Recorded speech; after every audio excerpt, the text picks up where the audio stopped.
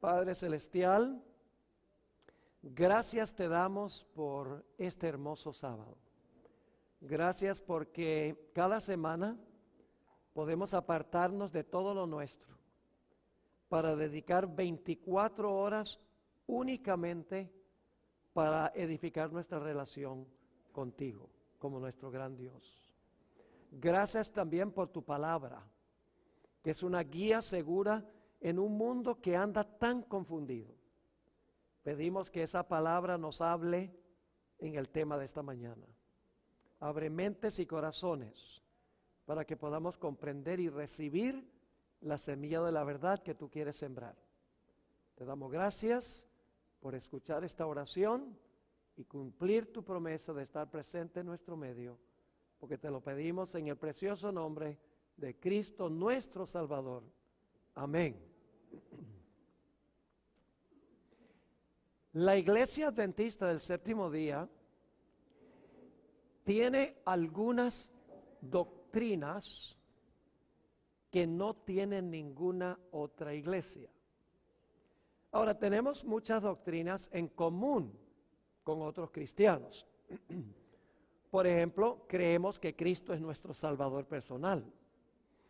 Creemos que el bautismo debe ser por inmersión. Creemos que debemos cuidar nuestro cuerpo porque es templo del Espíritu Santo.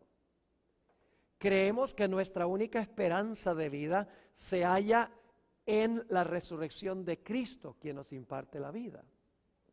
Tenemos muchas creencias en común con otros cristianos, pero hay algunas creencias de la Iglesia Adventista que son autóctonas de la Iglesia Adventista.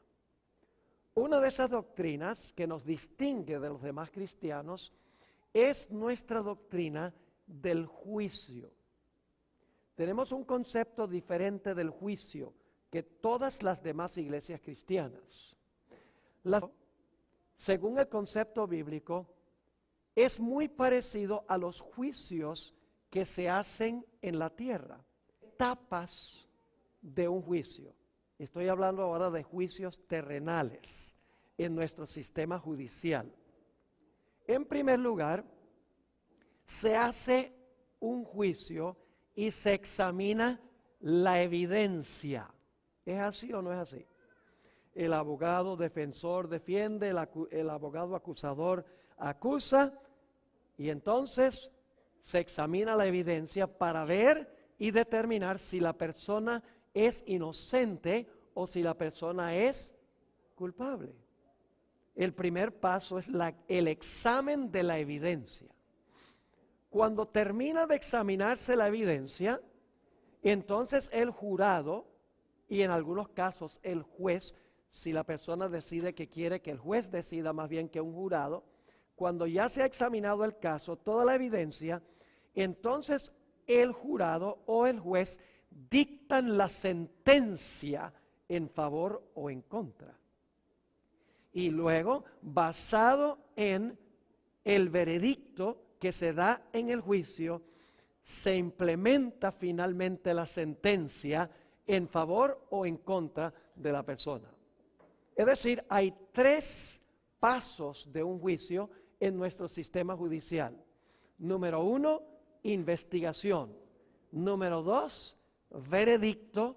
Y número 3, la ejecución del veredicto o la implementación del veredicto.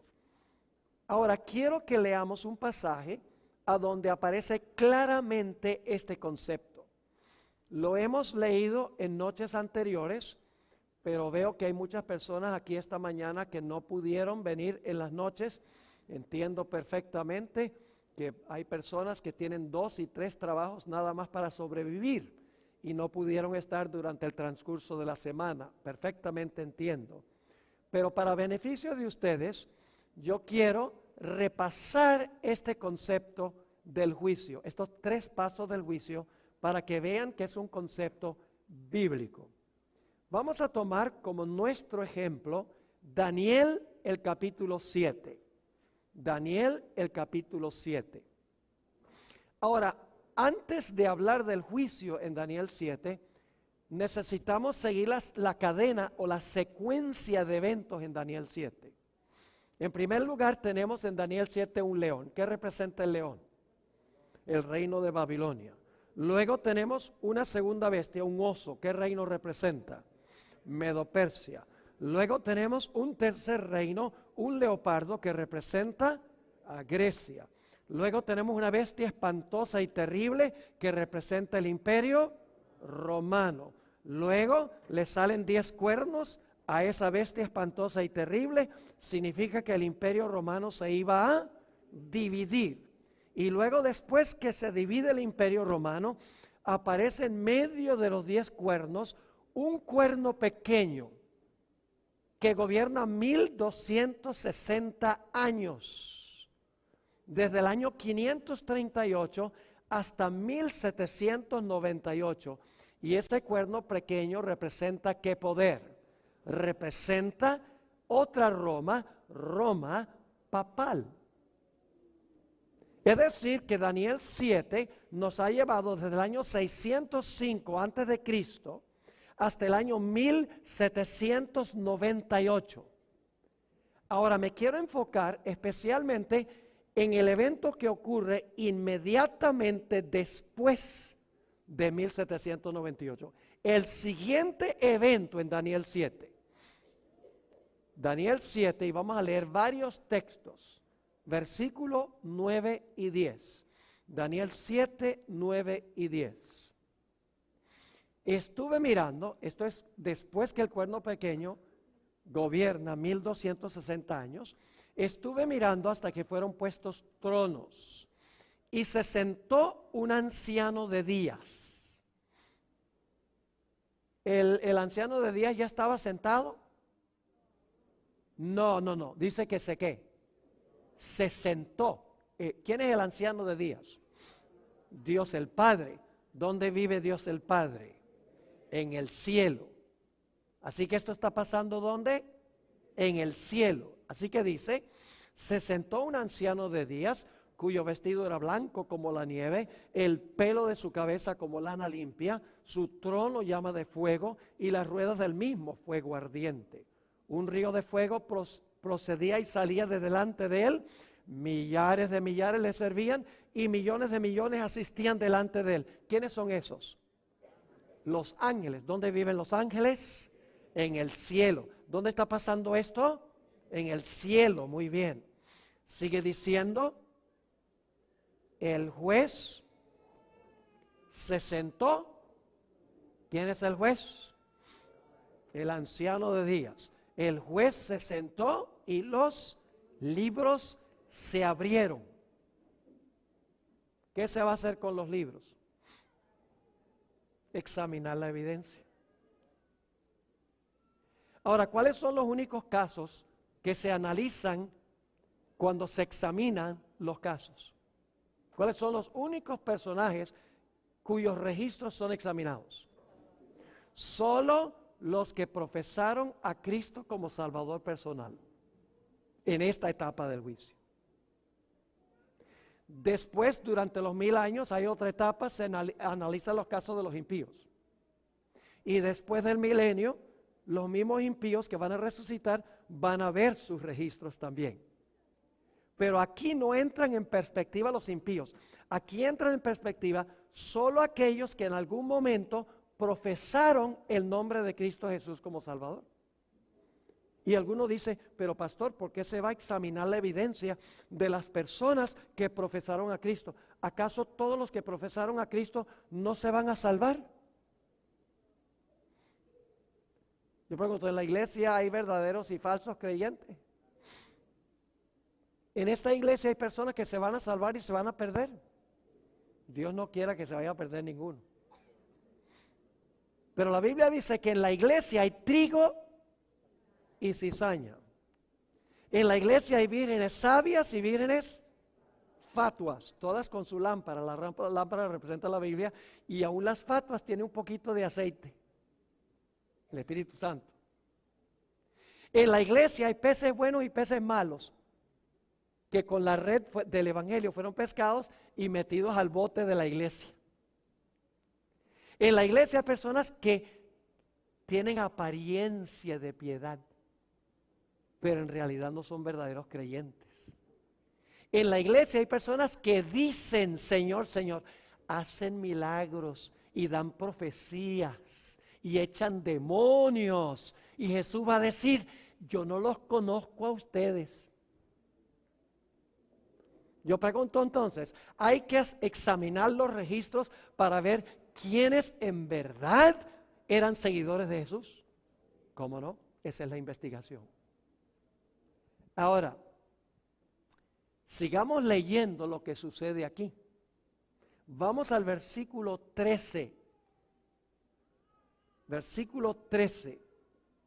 Ahora va a suceder algo interesante. El anciano de días entró, se sentó, el juez, se abren los registros, pero ahora pasa algo muy interesante. Versículo 13 dice, miraba yo en la visión de noche, y he aquí con las nubes del cielo venía uno como un hijo de hombre. ¿Quién es ese? Jesús mismo se llamó, ¿qué cosa? Varias veces se llamó hijo del hombre. Entonces, ¿este es quién? Jesús. ¿A dónde iba Jesús en esta visión? Dice, venía uno como un hijo de hombre que vino hasta la tierra. Y ustedes están diciendo, ¿qué versión está leyendo, pastor? Sería la versión de Bor revisada. ¿Qué es lo que dice? ¿Vino hasta dónde? Hasta el anciano de días. ¿A dónde está ocurriendo esto? En el cielo. Es decir, el Hijo del Hombre no viene a la tierra aquí, sino que el Hijo del Hombre va en el cielo a donde está el anciano de días. ¿Y a qué va Jesús allá? ¿A qué? ¿Cuál es el propósito de ir Jesús? El juez se sienta, los registros ahora se van a examinar y Jesús ahora va para recibir algo. ¿Qué es lo que va a recibir? Vamos a continuar leyendo el versículo 14. Dice, y le fue dado. ¿Quién se lo dio? ¿Un ángel? No. El que se lo está dando, él va al anciano de días, el anciano de días le va a dar algo. ¿Qué le va a dar? Dice, y le fue dado dominio, gloria y ¿qué? Reino. ¿A dónde se le da el reino a Jesús? ¿En el cielo o en la tierra? En el cielo. Los cristianos de otras iglesias no creen que el reino es dado a Cristo en el cielo. Ellos sencillamente dicen, cuando Cristo venga, Él se va a agarrar el reino. Pero lo que no entienden, claramente revelado en este pasaje, es que el reino se le da, el veredicto se le da a Jesús en el cielo antes de la segunda venida de Cristo. ¿Me están entendiendo? Ahora, ¿qué significa que Jesús va al anciano de días para que el anciano de días le dé el reino? ¿Qué es el reino? Eso tenemos que preguntarnos. ¿Qué es el reino? Quiero leerles una cita que encontramos en Primeros Escritos, página 280, para que ustedes vean cuál es el reino. Y algunos dicen, bueno, ¿por qué usa el Espíritu de Profecía? Porque el Espíritu de Profecía va a confirmar lo que estamos leyendo de Daniel 7. Lo amplía y lo explica de una forma sencilla. El Espíritu de Profecía no fue dado para darnos nueva luz, sino para esclarecer la luz que ya está en la Biblia. Para ayudarnos, para corregirnos cuando cometemos errores en nuestra interpretación de la Biblia. Para eso fue dado. No fue dado para tomar el lugar de la Biblia, sino para ayudarnos a entender mejor la Biblia. Ahora, fíjense esta cita. Está hablando del momento cuando se cierra la puerta de la gracia, cuando se da el veredicto, se le da el reino a Jesús. Dice, todos los casos habían sido fallados para vida o para muerte. Todos los casos habían sido examinados. Se había determinado quiénes se van a salvar y claro, automáticamente si se establece quiénes se van a salvar, automáticamente se sabe quiénes se van a perder. Ahora sigue diciendo, mientras Jesús oficiaba en el santuario, había proseguido el juicio de los justos muertos y luego el de los justos vivientes. Eso es lo que hablamos, lo que tiene el librito, el juicio. Primero juzgar a los justos muertos y luego juzgar a los justos vivos, al final de la historia. Ahora sigue diciendo, Cristo, habiendo hecho expiación por su pueblo y habiendo borrado sus pecados, había recibido su reino. ¿Cuándo recibe Cristo el reino? Cuando ya ha demostrado toda persona que le pertenece a Él. Ahora fíjense lo que sigue diciendo la cita. Dice, habiendo hecho expiación por su pueblo y habiendo borrado sus pecados, había recibido su reino. Estaba completo el número de los súbditos de su reino. ¿De qué es el reino? El número de los súbditos del reino. ¿Cómo se decidió quiénes eran súbditos de su reino? En la investigación. Es decir, cuando se terminen de examinar todos los casos y Jesús demuestre quiénes son suyos y quiénes no son suyos, el Padre le da a Jesús su reino y su reino se compone de su pueblo. ¿Me están entendiendo o no? Pero ¿qué etapa falta? Bueno, se examinó la evidencia, se dictó el veredicto en favor de los santos. ¿Qué falta? Falta de que se implemente el veredicto. Ahora vamos otra vez a Daniel 7 para ver una cosa muy interesante. Versículo 14. Le fue dado a Jesús dominio, gloria y reino. ¿A quién se le da el reino? A Jesús. ¿Y cuál es el reino? Su pueblo fiel, que se ha determinado en el juicio quién es fiel. Y luego sigue diciendo, para que todos los pueblos, naciones y lenguas les sirvan, su dominio es dominio eterno, que nunca pasará, y su reino uno que no será destruido. Ahora vamos al versículo 18. Versículo 18. Dice, después, ¿cuándo? Después recibirán el reino. No pierdan este punto. ¿Quién recibió el reino primero? Jesús. ¿Dónde? En el cielo. Pero el veredicto fue pronunciado en favor de ¿quiénes? De los hijos de Dios. Así que dice aquí, versículo 18, después recibirán el reino ¿quiénes? Los santos del Altísimo. Y poseerán el reino hasta el siglo, eternamente y para siempre. Ahí se implementa la sentencia. Ahora vamos un momentico, un poco más adelante, al versículo 21. Versículo 21, otra vez la misma idea. Dice, y veía yo que este cuerno hacía guerra contra los santos y los vencía, hasta que vino el anciano de días. ¿Vino a dónde? ¿A la tierra o en el cielo? En el cielo, hasta que vino el anciano de días y se dio el juicio a los santos del Altísimo. Es decir, se da un veredicto en favor de ¿quiénes? De los santos del Altísimo, y luego dice, y llegó el tiempo y los santos recibieron el reino. ¿Ven las tres etapas ahí?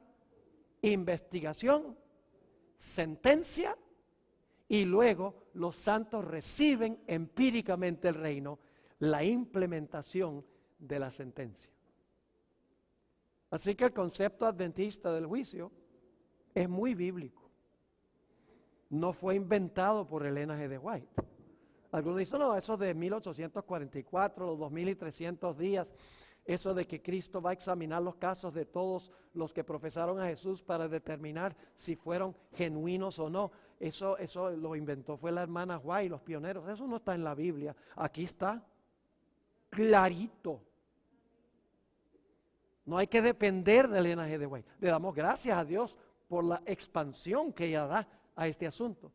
Pero no se origina en realidad con ella.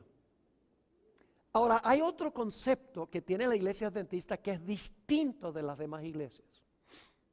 En realidad, dos puntos. Número uno, que la puerta de la oportunidad se va a cerrar antes de la segunda venida de Cristo. La mayoría de las iglesias dicen que la gente se puede salvar hasta el momento que Cristo venga. Ya cuando se ve la nubecita dice, yo soy tuyo.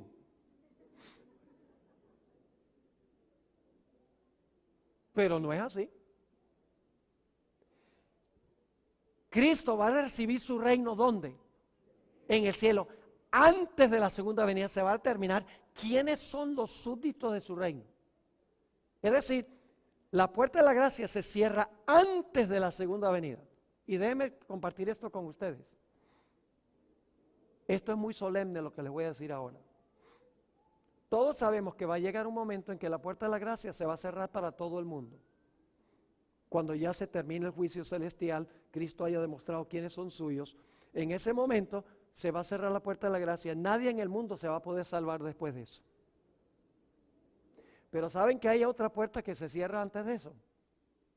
Si usted se llega a morir hoy, la puerta suya se cerró. Eso es solemne. Porque algunos dicen, ay, hay que prepararse para el cierre de la puerta de la gracia. Sí, está bien. Pero si usted se muere y no llega a ese momento, su puerta se cerró. Así que tenemos que estar seguros de nuestra relación con Cristo Jesús. Tiene que ser genuina, verdadera. No puede ser solamente una fachada, una apariencia de piedad, donde venimos a la iglesia, venimos al culto, devolvemos los diezmos, pero no es una relación estrecha y personal con el Señor Jesucristo. Así que la iglesia adventista cree que la puerta de la gracia se va a cerrar para el mundo antes que Jesús venga. Hay otra idea que la iglesia adventista tiene, que no tiene ninguna otra iglesia, y es que el pueblo de Dios, después que se cierre la puerta de la gracia, va a pasar por el tiempo de angustia. ¿Qué creen la mayoría de las iglesias, digamos los pentecostales, los carismáticos, los bautistas? ¿Qué creen ellos? Ellos creen en el rapto. Es decir, los fieles en la iglesia, Cristo se los va a llevar al cielo antes de la gran tribulación. Y cuando venga el tiempo de angustia, todos los cristianos fieles están disfrutando del cielo. Y la tribulación es para los pobres judíos, como si no han sufrido lo suficiente ya. La iglesia adventista enseña, en armonía con la Biblia, y en un momento vamos a ir a eso, que los fieles de Dios, que ya está decidido quiénes son fieles cuando se cierra la puerta, después que se cierra la puerta, viene un tiempo de angustia, cual nunca se ha visto, y el pueblo de Dios estará aquí, pasando por ese tiempo de angustia. Y esta tarde les voy a explicar por qué Dios va a permitir que su pueblo pase por el tiempo de angustia. Porque algunos dicen, ay, ¿por qué Dios permite eso? ¿Acaso no ama a su pueblo y dice, ay, yo no puedo permitir que mi pueblo sufra? Porque algunos piensan superficialmente, no piensan en cuanto a por qué Dios hace y Dios permite. Dios tiene una razón de todo. Él tiene una razón por la cual permite que su pueblo pase por el tiempo de angustia. Ahora, en los minutos que nos quedan, ¿les quedó claro lo que hemos estudiado hasta ahora? Déjenme mencionar un punto más que se me viene a la mente en este momento. Yo pregunto, una persona que ha sido perdonada, ¿Dios le puede revocar el perdón?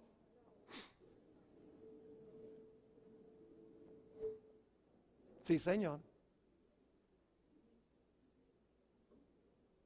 Aquí está el asunto del juicio. Decimos que hay algunos en la iglesia que son falsos.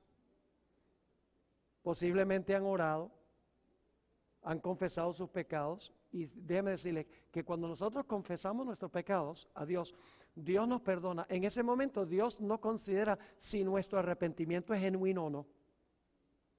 Acepta nuestra palabra, pero en el juicio se va a examinar a ver si el arrepentimiento fue genuino o no. Y usted dice, ¿dónde está eso en la Biblia? ¿Recuerdan ustedes la parábola de los dos deudores? Había un individuo que tenía una deuda tan grande que no la podía pagar. 10,000 talentos, una suma imposible de pagar. Y en realidad lo que había hecho era, se había robado el dinero de su amo, de su señor. Y el señor lo llamó a cuentas, ese es el juicio, y le dice, mira, ríndeme cuentas, ¿por qué es que tú me has desfalcado ese dinero? Te voy a echar a la cárcel y toda la familia hasta que me pagues todo lo que me debes. Ay, este individuo dijo, ay, por favor, dame tiempo y que yo te lo pago. Y el amo dice que tú me vas a pagar si tú no tienes donde caerte muerto. Estoy ampliando la historia, ¿no? Tú no tienes donde caerte muerto. No podrías pagar esta deuda en miles de años. Y el hombre siguió clamando. Y el Señor le dice, mire, yo veo que tú estás clamando a mí. Tu deuda está perdonada. Vete. Él dice, completamente perdonada. Sí, porque tú clamaste a mí y pediste misericordia. La deuda está perdonada. ¡Wow! Este individuo está emocionado. Contentísimo. Sale saltando de alegría. Y cuando sale por la puerta, encuentra a un individuo que le debe 100 denarios. Una suma considerable. El salario diario era un denario, así que en realidad 100 días de trabajo se podría haber pagado en cuotas. Era una deuda pagable. Y le dice, págame lo que me debes. Y el individuo hace lo mismo con él. Le dice, ay, por favor, dame tiempo que yo te lo pongo. ¿Qué tiempo ni qué pan caliente? Págame lo que me debes. Y dice en la parábola que lo agarró por el cuello y lo estaba ahorcando.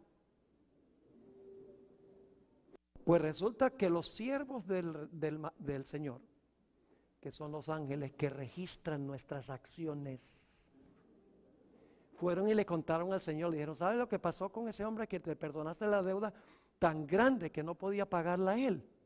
Y él se encontró un individuo que le debía poquito y lo agarró por el pescuezo, lo agarró por el cuello y lo estaba ahorcando. El Señor dice, tráiganme a ese individuo acá. Y lo traen. Y el Señor le dice, mira, yo no te perdoné a ti una deuda que tú jamás podrías pagar. Ah, sí, muchas gracias, dice él.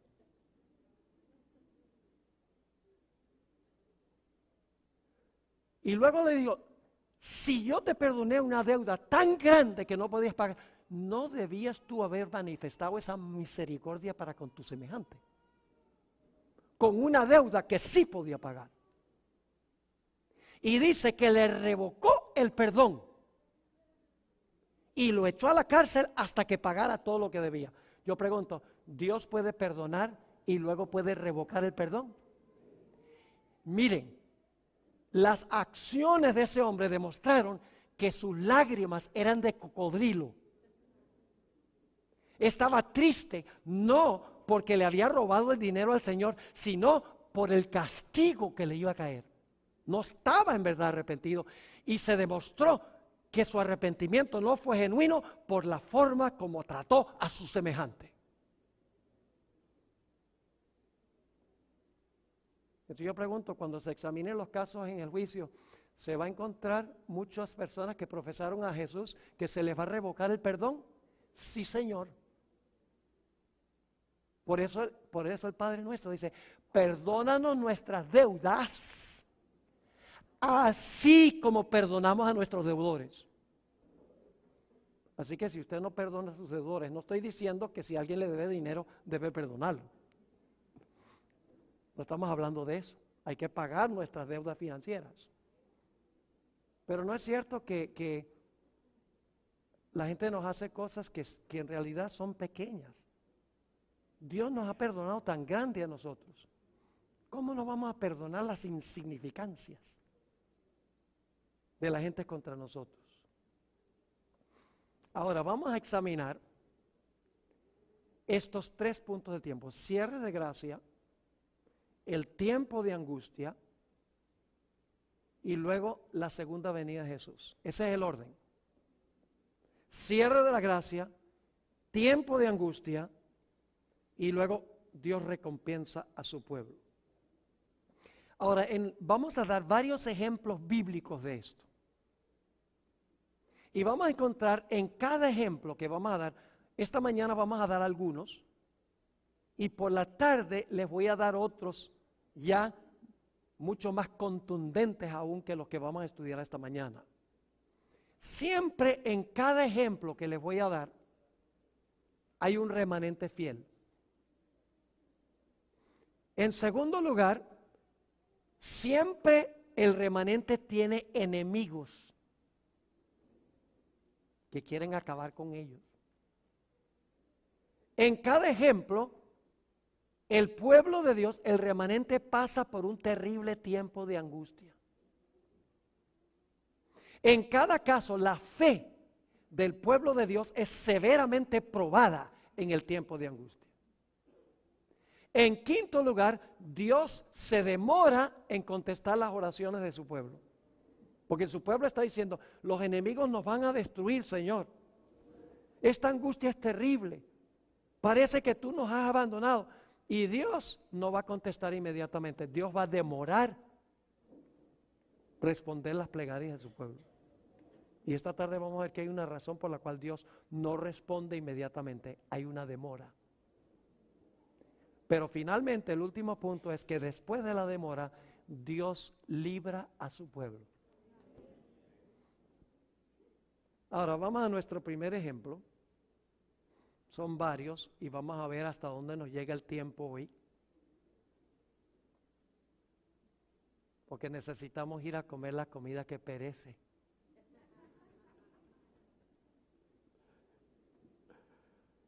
El primer ejemplo que vamos a dar es muy temprano en la Biblia. Génesis. La historia del diluvio. Para que vean Mire, esta idea de que se cierra la puerta, viene un tiempo de angustia y luego entonces después del tiempo de angustia el pueblo de Dios es recompensado. Ese no es un invento adventista. Eso está en todas partes de la Biblia. Les voy a dar 10 ejemplos. ¿Les parece suficiente 10? Jesús dijo: en la boca de 2 o 3 testigos se confirma toda palabra. Vamos a dar 10 por si acaso. Noé predicó por 120 años. Yo pregunto, ¿su mensaje estuvo acompañado del Espíritu Santo? Sí, porque Dios dijo: mi espíritu no contenderá para siempre con el hombre. Es decir, mientras Noé estaba construyendo el arca, el Espíritu Santo estaba acompañando el mensaje de Noé. Yo pregunto, ¿el mensaje de Noé fue un mensaje de juicio? ¿Cuántos grupos hubo después que Noé terminó de predicar? Cuando él terminó su predicación, ¿cuántos grupos había? 2. Su mensaje dividió a la raza humana en 2 grupos. Eso es lo que hace el juicio. Divide a la raza humana en 2 grupos. Ahora, vamos a notar lo que sucedió cuando Noé terminó de proclamar su mensaje. Génesis el capítulo 7 y el versículo 16. Génesis el capítulo 7 y el versículo 16. Noé terminó de predicar su mensaje. La raza humana se ha dividido en 2 grupos. Y fíjense lo que es interesante: predicó 120 años. Imagínense una campaña evangelística de 120 años. Yo creo que si Noé hubiera trabajado con una conferencia, lo hubieran votado como mal evangelista. Porque imagínense, cuando terminó de predicar, solamente se salvaron 8 y todos eran miembros de su familia. fracaso. Mire, Dios no nos pide que miremos los resultados. Dios nos pide que prediquemos. Pero estamos tan ansiosos de números, muchos, sí, muchos. ¿Por qué razón? ¿Porque queremos que muchos se salven o porque queremos que la gente diga, wow, ese pastor sí bautizó muchos? En cambio el otro no bautizó casi ninguno. Sistema de competencia no debe existir. Dios no nos dice, mira, bautiza un montón. Dios dice, predica el mensaje y deja los resultados con Dios. Dios se encarga de los resultados. Ahora Noé termina de predicar y noten el próximo evento. Génesis 7, 16. Y los que vinieron, hablando de los animales, macho y hembra de toda carne vinieron, como le había mandado Dios. ¿Y qué sucedió? Y Jehová le cerró la puerta. ¿Quién cerró la puerta? Jehová. ¿Quién va a cerrar la puerta de la gracia al final de la historia? Jehová. ¿Por qué se cerró la puerta? Porque todo el mundo había hecho su decisión. Yo pregunto, si Dios hubiera dado, digamos que Dios hubiera dado 100 años más de gracia, ¿algunos de los de afuera hubieran entrado? No. ¿Los de adentro hubieran salido? No. Todos los casos estaban fijos por la decisión de ellos. Se cierra la puerta. Y apenas se cerró la puerta, comenzó a llover.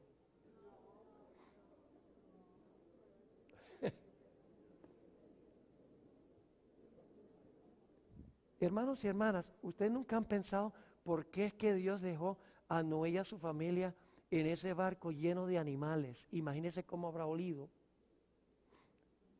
Por 7 días sin que lloviera.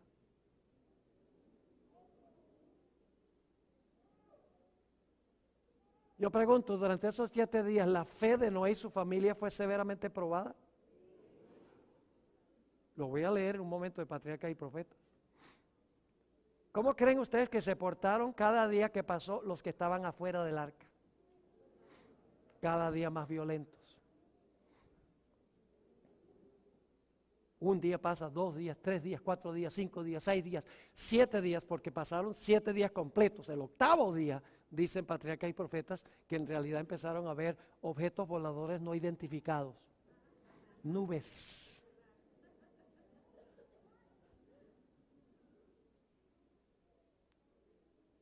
Pero entre cuando se cerró la puerta y cuando comenzó a llover, hay un tiempo de angustia para los que están en el arca pensando, wow, 1 día, 2 días, 3 días, 4 días, 5 días, 6. Satanás está diciendo, ¿será que me equivoqué? Y los de afuera cada día más altaneros. Fíjense lo que dice Patriarcas y Profetas, página 86 y 87. Dice, durante 7 días, después que Noé y su familia hubieron entrado al arca, no aparecieron señales de la inminente tempestad. Durante ese tiempo se probó su fe. ¿Hubo una demora? Fue un momento de triunfo para el mundo exterior.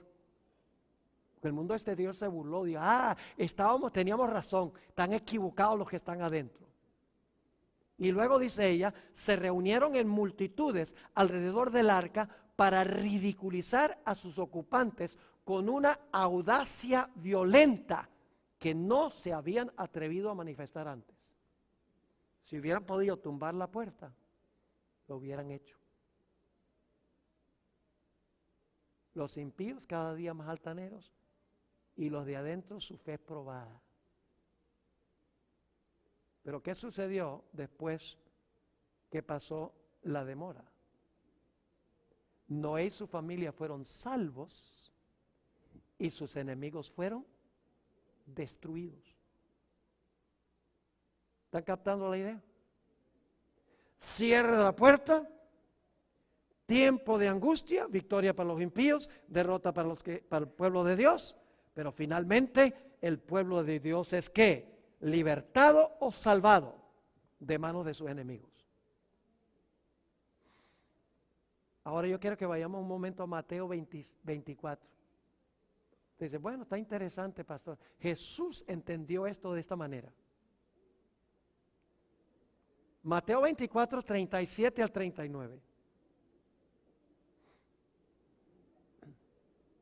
Mas como en los días de Noé, así será la venida del Hijo del Hombre. ¿Qué dos eventos se están comparando? Lo que pasó en los días de Noé con la venida del Hijo del Hombre. Ahora escuchen bien, cuando dice la venida del Hijo del Hombre, casi siempre se dice, eso está hablando de la segunda venida. Y sí tiene relación con la segunda venida, pero hay más que eso. Lo vamos a ver. Versículo 38.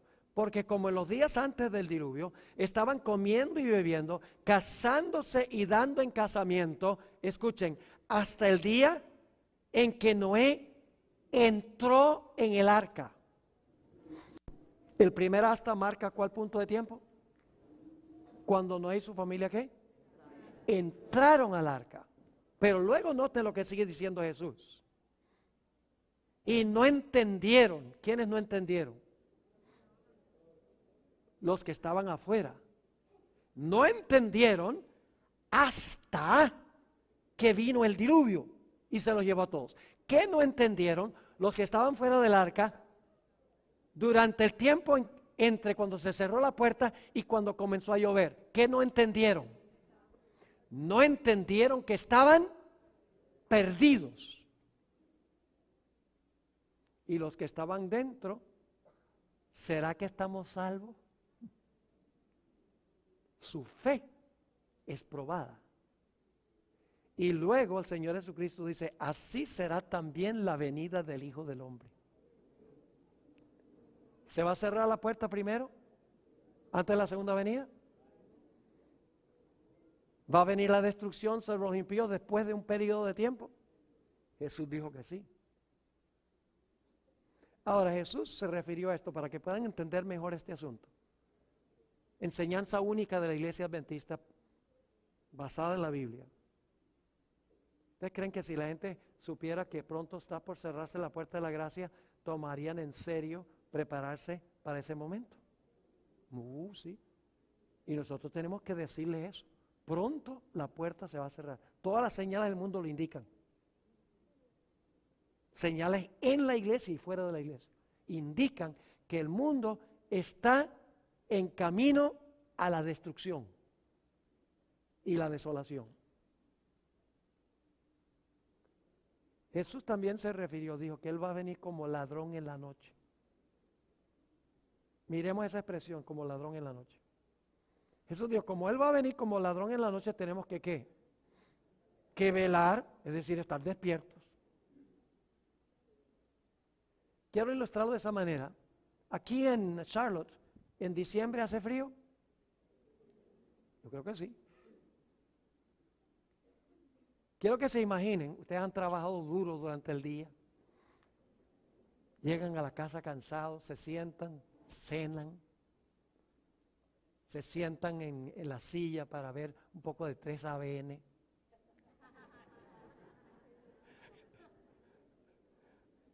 Y se duermen ahí en la silla y dicen, me voy a acostar.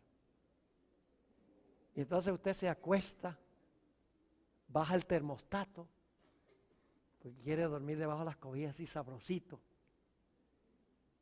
Y entonces se mete debajo de las cobijas y cuando ya está por dormirse, se me olvidó trancar la puerta. Ay, está tan rico aquí calientico debajo de las cobijas. Yo llevo 25 años viviendo en esta casa y nunca ha venido el ladrón. Se queda debajo de la cobija. Se duerme. Y esa noche, cuando no está velando, llega el ladrón y encuentra la puerta abierta. Dice, esto es demasiado bueno para ser verdad. Entra a la casa, se roba el celular, se roba el dinero que consigue por ahí y el televisor, gloria a Dios.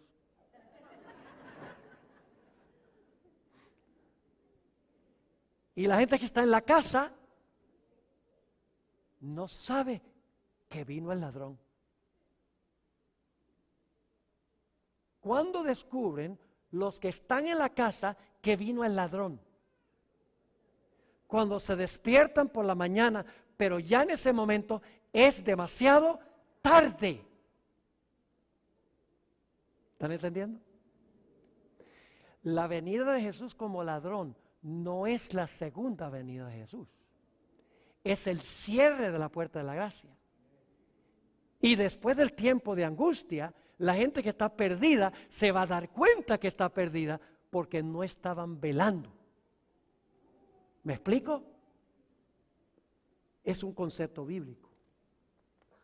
Vamos a mirar entonces los comunes denominadores. ¿Quién es el remanente en la historia del diluvio? Noé. ¿Quiénes son los enemigos? Los que están fuera del arca. ¿Pasó Noé y su familia por un tiempo de angustia? ¿La fe fue probada? ¿Dios se demoró en librarlos? Pero finalmente Dios los salvó. Están todos los comunes denominadores. Cada historia tiene estos comunes denominadores. Bueno, tenemos tiempo para uno o dos más. Vamos a Daniel 12:1. Me dijeron que aquí terminan a la 1:30. No me dijeron eso. Vamos a terminar a buena hora. Daniel 12:1. Crucial este versículo. Enseña tantas lecciones que generalmente no se ven en este solo versículo. Ahora, tengo que darles un poquito de contexto. En los dos versículos anteriores a Daniel 12:1, hay un poder que se conoce como el rey del norte. Y el rey del norte básicamente ha conquistado todo el mundo y viene para atacar y destruir al pueblo de Dios, a los fieles de Dios. Ahora, a este rey del norte se le llama en la Biblia el cuerno pequeño, cuando se le sana la herida. Se le llama la bestia, se le llama el hombre de pecado, se le llama la abominación asoladora, se le llama la ramera, se le llama el anticristo. Es decir, es el mismo sistema con diferentes nombres y con diferente énfasis. El rey del norte representa el poder papal, cuya herida se está sanando, se va a sanar plenamente y luego se va a lanzar con la intención de destruir al pueblo de Dios, a los fieles de Dios. Y ustedes, eso nunca va a pasar. ¿Saben por qué no piensan eso? Porque ustedes no recuerdan la historia pasada del papado. El papado de Dios es el mismo papado del pasado. Porque uno no cambia su ADN. Es el mismo sistema, pero es más conciliatorio ahora porque está tratando de ganar a los protestantes y a los gobernantes del mundo para su lado. Pero una vez que los tenga en su lado, sálvese quien pueda. Bueno, Dios es el que va a salvar. Es decir, el contexto del versículo que vamos a estudiar es cuando se le sana la ley del papado y se lanza en una persecución final contra el pueblo de Dios. Ahora, fíjense lo que dice Daniel 12:1. En aquel tiempo, ¿cuál tiempo? Cuando el rey del norte salga para destruir el pueblo de Dios. Se levantará Miguel. ¿Quién es Miguel? Jesús. El nombre significa ¿quién es como Dios? Es el arcángel Miguel. Es la cabeza de los ángeles. Eso es lo que significa arcángel. Significa el que manda a los ángeles. Por eso dice Miguel y sus ángeles. Es el general de los ángeles.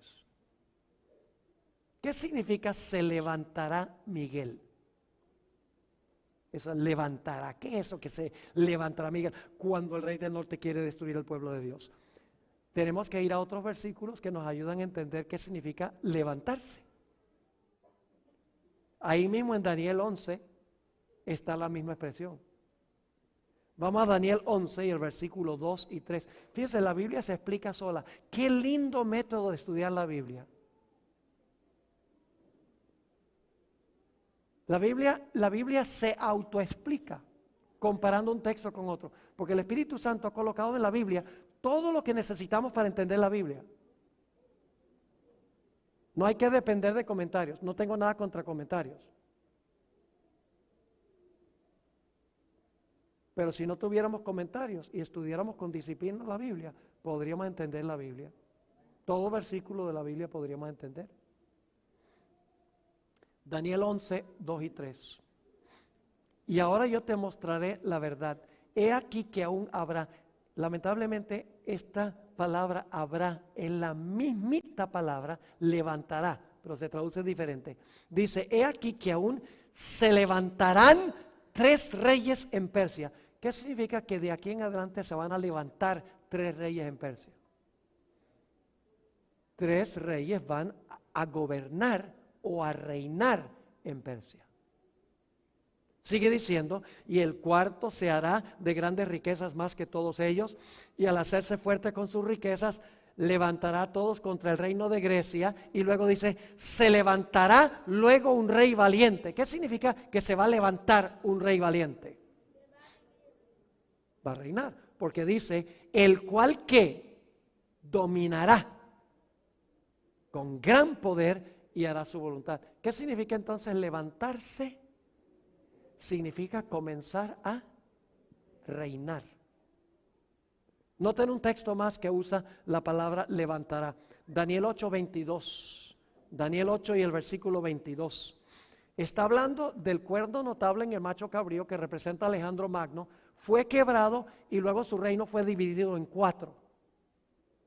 Dice allí, en Daniel 8, 22, y en cuanto al cuerno que fue quebrado, y sucedieron 4 en su lugar, significa que, ¿qué cosa?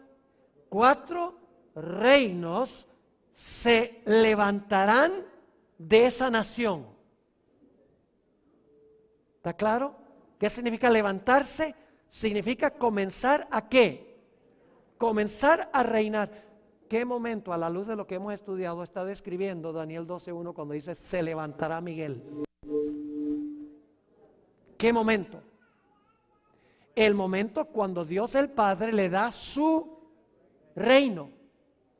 Porque ya se ha mostrado en el juicio quiénes son súbditos de su reino. ¿Están conmigo o no están conmigo? Ahora, sigue diciendo allí, está hablando del cierre de la gracia. Cuando el reino de Cristo está completo, porque ya se ha hecho examinación, se ha mostrado quién es genuino y quién no es. ¿Para qué se levanta Miguel? Para reinar. Pero ¿saben para qué más? Para proteger a su pueblo. ¿Por qué necesita proteger a su pueblo? ¿Dónde está su pueblo en este momento? ¿Y Miguel? En el cielo. Porque el reino les daba a Jesús, ¿dónde? En el cielo, según Daniel 7. Dice, se levantará Miguel, el gran príncipe que está de parte de los hijos de tu pueblo. Alguna versión dice que es el protector de tu pueblo. ¿A qué se levanta? A reinar sobre su reino, que son sus súbditos, pero sus súbditos están en peligro de que el rey del norte los destruya. Así que Miguel se va a levantar para defenderlos. Y luego dice que algo va a pasar. Dice, ¿y será qué cosa? Tiempo de angustia, cual nunca fue desde que hubo gente hasta entonces. ¿Dónde va a estar el pueblo de Dios durante el tiempo de angustia? Aquí. Lo dice clarito. Ahí está el cierre de la gracia. En ese momento Jesús se levanta para reinar sobre su reino. Está en el cielo, su reino está completo. El Padre le ha dado el reino en veredicto. Pero el pueblo de Dios está en la tierra y va a haber un tiempo de angustia terrible y el pueblo de Dios va a estar aquí. Pero ¿qué va a pasar al final del tiempo de angustia? Aquí viene la buena nueva. Dice, pero en aquel tiempo será que libertado tu pueblo, todos los que se hallen escritos en el libro. ¿Cuándo fueron escritos en el libro? Cuando creyeron. Pero ¿qué pasó en el juicio cuando su caso se examinó? Su nombre fue retenido en el libro de la vida. Es una alusión de que hubo un juicio antes que retuvo sus nombres en el libro de la vida. Ahora, yo pregunto entonces, déjenme leerles esta cita, Exaltada Jesús, página 320. Dice la sierva del Señor, en el libro de la vida están escritos los nombres de todas las personas que alguna vez se entregaron a Dios. ¿Cuántos están en el libro de la vida? Si usted se bautizó, recibió a Cristo como Salvador y se bautizó, su nombre está en el libro de la vida. No importa si usted es un creyente genuino o falso, su nombre está escrito ahí. Claro, en el juicio se va a examinar si su nombre se puede retener ahí. Este es el propósito del juicio.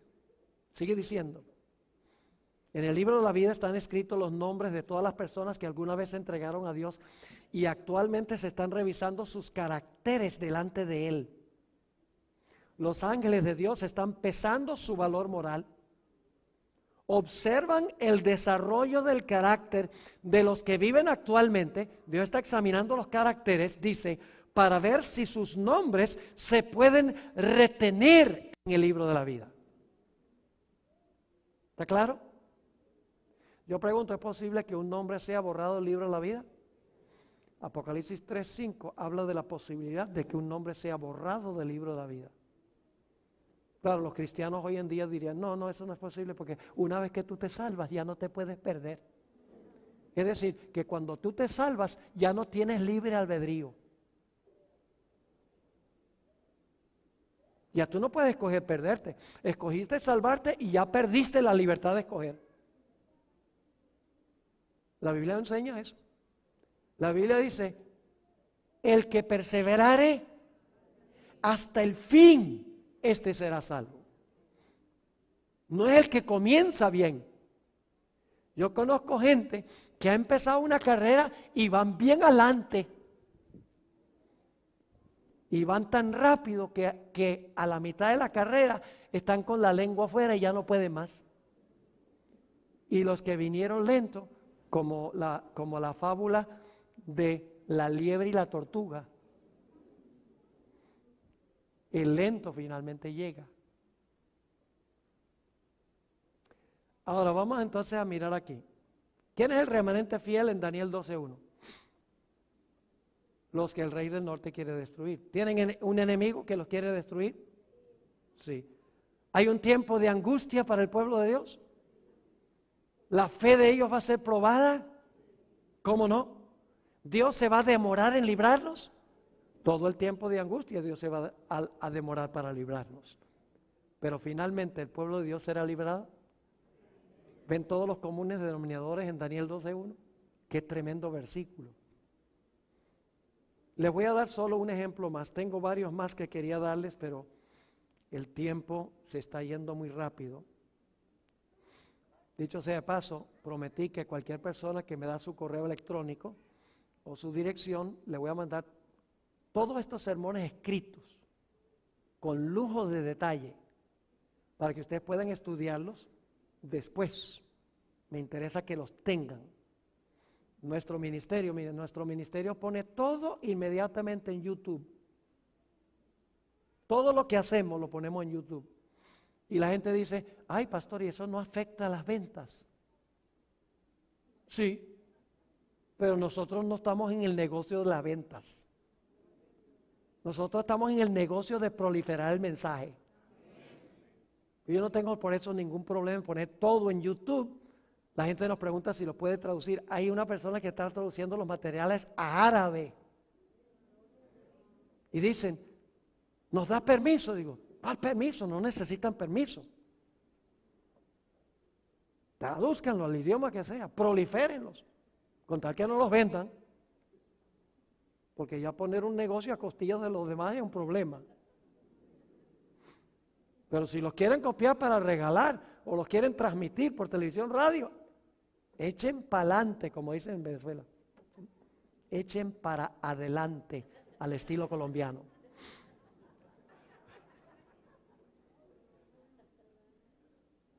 Un ejemplo más.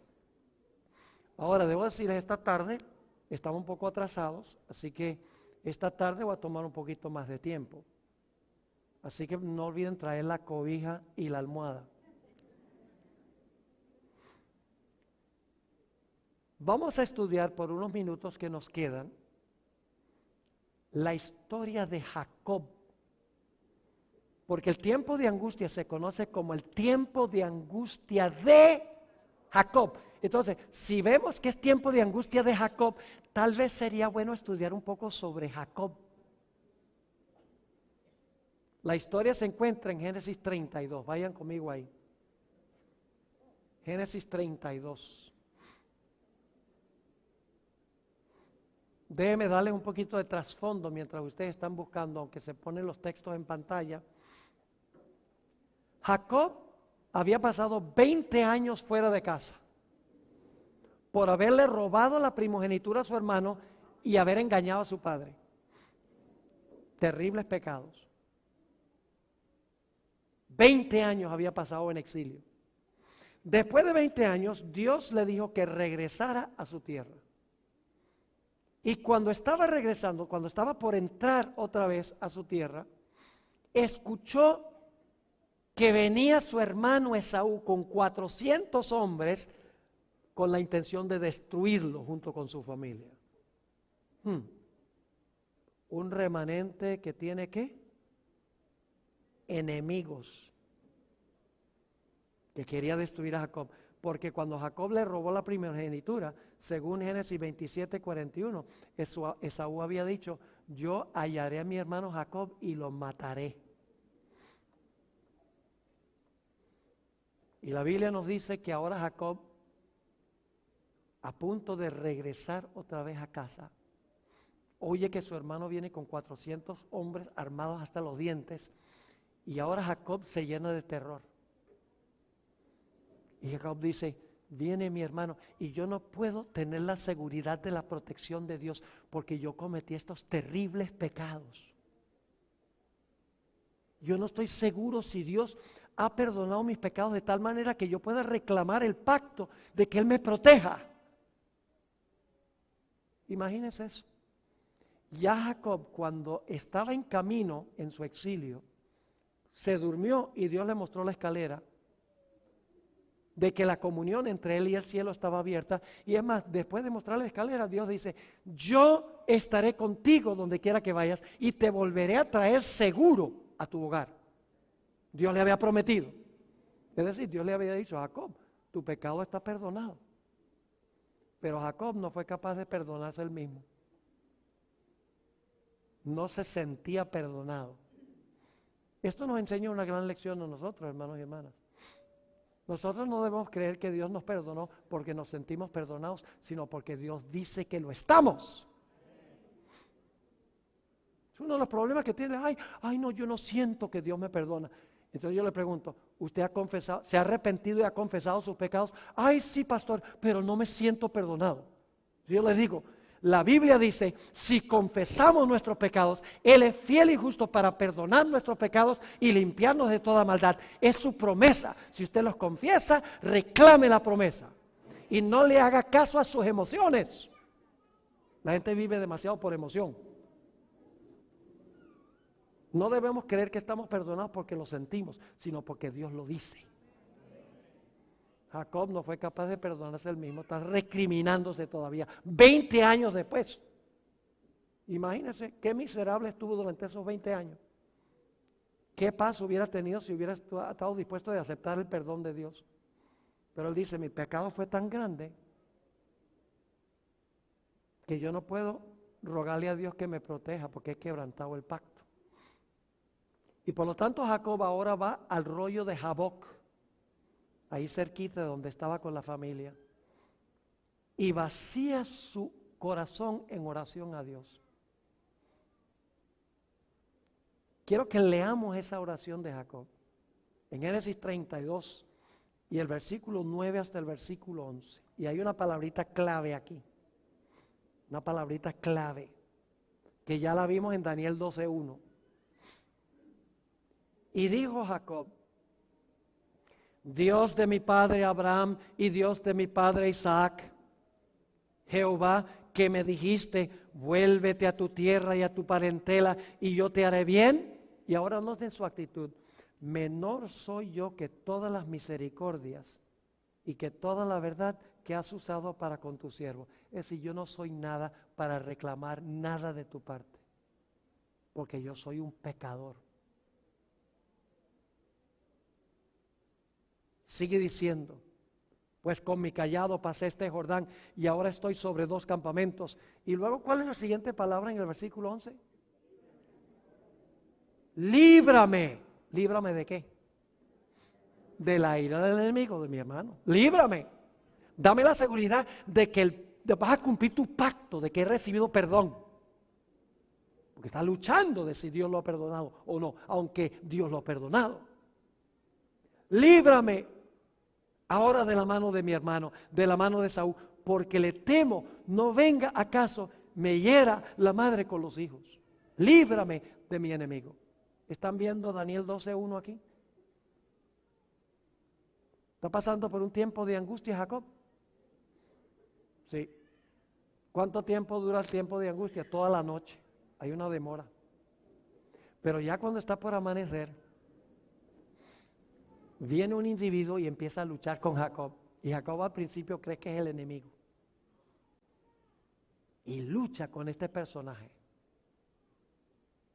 Y en Génesis no identifica quién es el personaje. Dice un varón. Pero vamos a ver otro texto que sí lo identifica. Y un texto muy importante.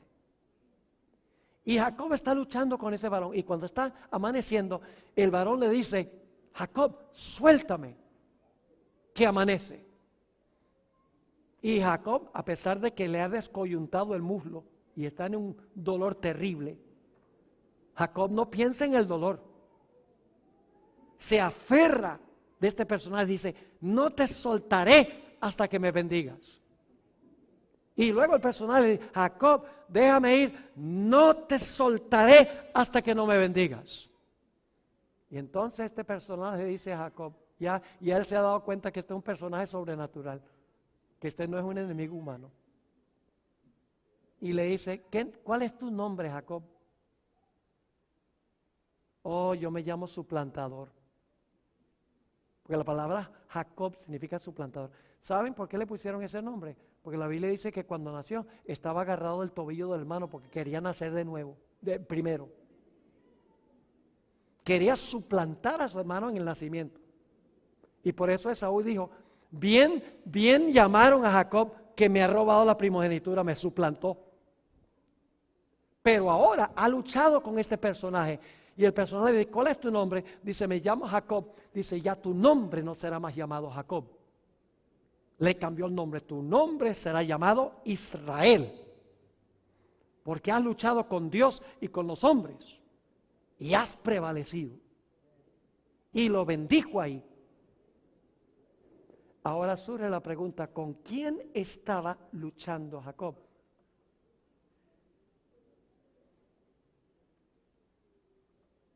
Con Miguel. Y de verdad. Vamos al libro de Oseas, el capítulo 12 y el versículo 4. Oseas 12 y el versículo 4.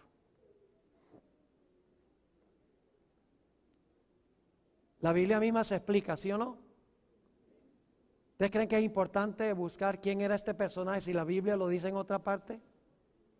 ¿Cómo no? Si Génesis no lo dice, buscamos a donde la Biblia lo dice. Oseas 12:4. Está recordando esta experiencia. Dice,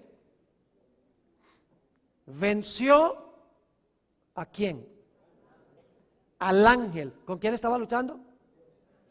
Ángel, con mayúscula la palabra ángel. No era un ángel, era el ángel de Jehová, que es una expresión que se refiere a Cristo. Ahora, Cristo no es un ángel común y corriente, no fue creado como los ángeles. Sencillamente la palabra ángel significa mensajero. Jesús es el mensajero del Padre. Dice, venció al ángel y prevaleció. Lloró y le rogó. En Betel le halló y ahí habló con nosotros. Este ángel era Dios. Y ustedes dicen, ¿cómo sabemos eso? Porque nos dice en Génesis 32 que Jacob le puso un nombre a ese lugar. Vuelvan a Génesis 32:30, nuestro último texto en nuestro estudio de esta mañana. Solamente anotamos 3 ejemplos y faltan 7. ¿Qué les ha parecido? Interesante esta perspectiva bíblica. Génesis 32:30.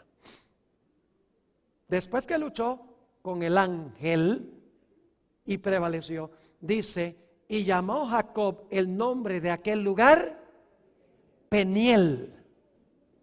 Se compone de 2 palabras hebreas. Pen, que significa rostro, y el, Dios. Y cuando está la letra I es el posesivo. Significa rostro de Dios. ¿Por qué le puso Jacob el nombre a ese lugar rostro de Dios? Porque dijo, vi a Dios cara a cara y fue librada mi alma. ¿Con quién estaba luchando Jacob? Con el ángel de Jehová, quien es Dios. ¿Y cuál es el nombre de ese ángel? Miguel. Ahora, no se pierdan el próximo emocionante episodio, porque hay otros relatos a donde el mismo ángel libra. Termino diciéndoles esto. Muy importante este punto. La palabra librar aparece solo en 3 capítulos de Daniel. Solo en 3. Daniel 12:1, que está hablando del final de la historia. Daniel 3 y Daniel 6. ¿Qué relato tenemos en Daniel 3?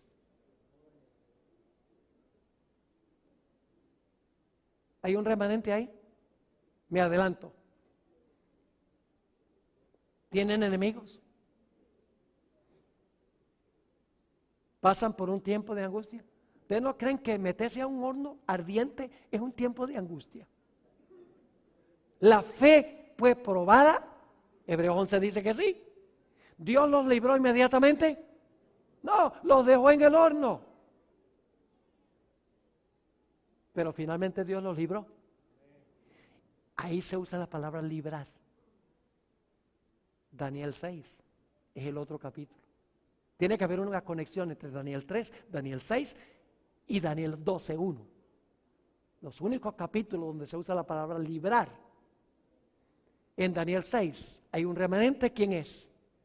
Daniel. ¿Tiene enemigos? Oh, los que le dicen al rey, da un decreto de que nadie puede hacer una petición a Dios o hombre por 30 días. Quieren acabar con el remanente. ¿Pasa Daniel por un tiempo de angustia? ¿Ustedes no creen que ser echado en un foso de leones sería un tiempo de angustia? Óigame. Fue probada severamente la fe de Daniel. Se usa, el rey Darío dice, Dios lo libró porque confió en su Dios. Confiar es fe. ¿Dios se demoró en librarlo? Lo dejó toda la noche ahí. Pero finalmente lo libró. Sí, y estas historias prefiguran lo que va a pasar con el pueblo de Dios mundialmente al final de la historia, como veremos esta tarde. ¿Cómo le parece? La Biblia es extraordinaria, pero de nada vale sencillamente conocer estas cosas aquí en la cabeza. Nos incumbe a nosotros tomar una decisión de que vamos a ser fieles y vamos a seguir al Señor Jesucristo, cueste lo que cueste. Yo quiero preguntar a los que ya son bautizados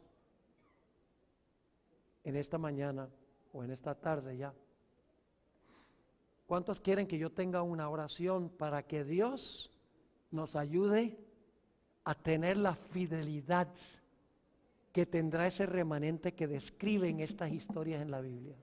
¿Ustedes quieren que yo ore por eso? ¿Por qué no se ponen de pie si ustedes quieren que yo tenga esa oración? Ahora, para eso tenemos que cumplir ciertas condiciones. Tenemos que pasar tiempo con Jesús. Menos con el televisor y más con Jesús. Hay que orar más y estudiar más y testificar más. Debemos fortalecer nuestra relación con Cristo Jesús. Se me ocurre también preguntar en esta mañana si hay alguien aquí que aún no ha sido bautizado, como dice la Biblia. La Biblia dice que el bautismo debe ser por inmersión,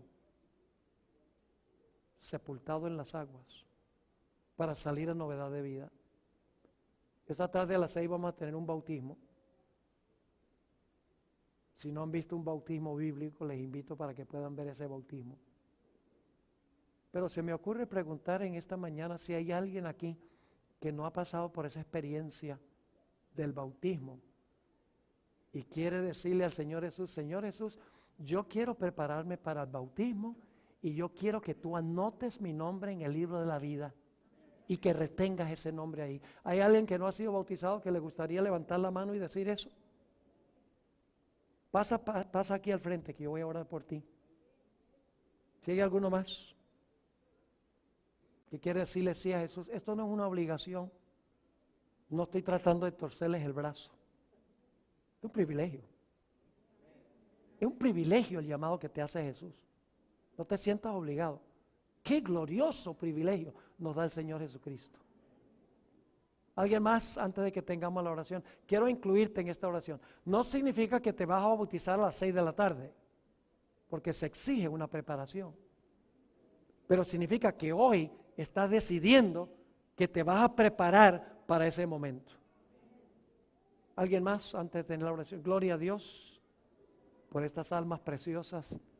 Jesús hubiera venido a morir por una sola. Tenemos aquí dos. Gloria al Señor. Veo acercándose a una persona. Yo sé que hay otros aquí. ¿Qué te detiene? Jesús te está llamando. No resistas. La decisión más importante de tu vida. Si tenemos jovencitos también que quieren tomar esta decisión, pueden pasar. Puede ser que sean demasiado jovencitos para bautizarse, pero pueden tomar la decisión de que lo van a hacer algún día, una vez que estén preparados. Yo quiero incluirte en esa oración también. Si hay algún miembro de la iglesia que se ha extraviado de los caminos del Señor y quiere regresar y decirle al Señor Jesús, yo quiero reconsagrar mi vida a ti. Yo quiero una nueva relación con Jesús. Únete también a este grupo, porque yo voy a orar por ti también. ¿Alguien más? Gloria a Dios por este lindo grupo. Pero yo sé que hay otros.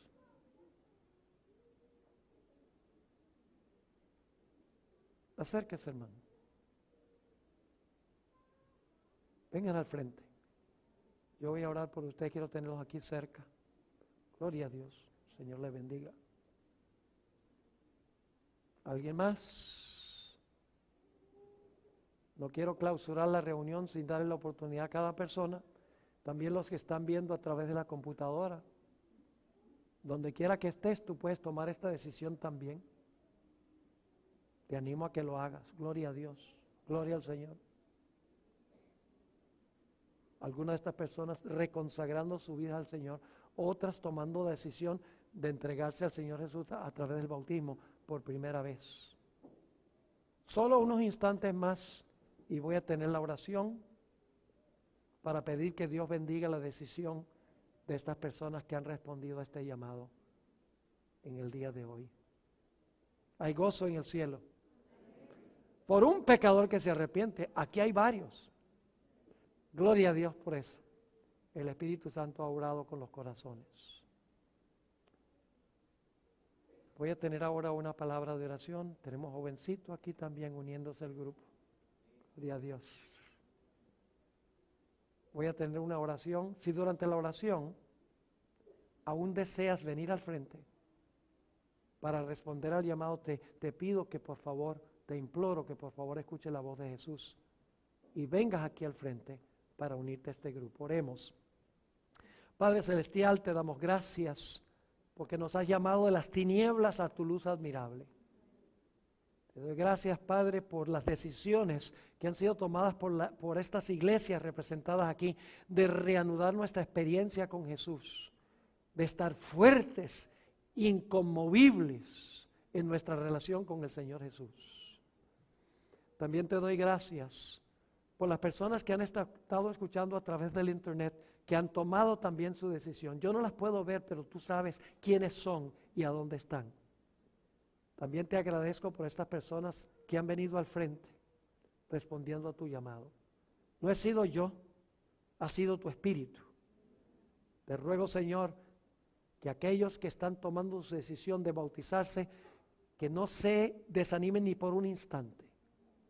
Mantén alejado a Satanás de estas personas, para que puedan prepararse y puedan sellar su pacto con el Señor Jesús.